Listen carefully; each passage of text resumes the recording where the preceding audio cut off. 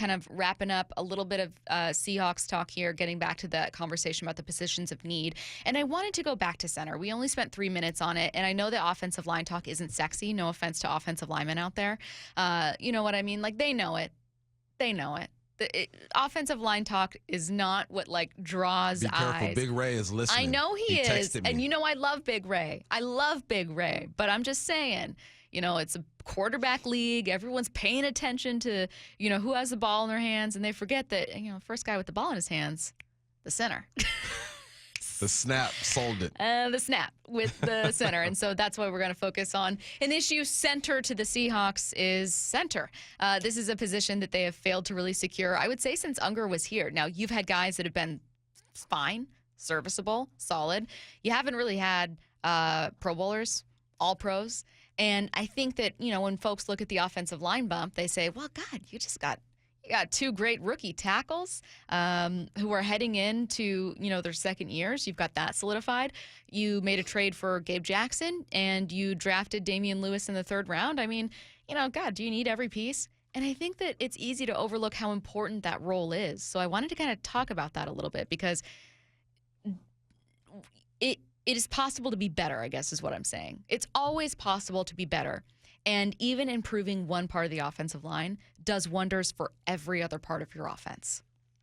Who got to deal with Aaron Donald most of the time? Who has to deal with him? Yeah, on the offensive line. It's your guard and your center. Yeah. Who's got to deal with Eric Armstead most of the time? Don't like it. It's your guard and your center. You have some good tackles, yes.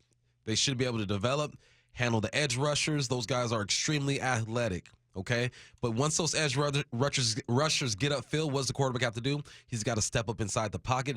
That's their job, and they filter you to the middle of that pocket, the guard, the center, and the other guard. Also, who is extremely important in the zone scheme? It's the guard and the center. Double team, boom, guard releases to the second level. Bam, you got your tackles one-on-one on that side. Backside, you leave the end if you're not ice on them, you get to that second level. I just described responsibilities for everybody on that offensive line. You cannot have the edges secured and nothing up the middle. Damian Lewis is doing a good job as well. I'm not trying to discount that guy. But you need a center. What else does a center do?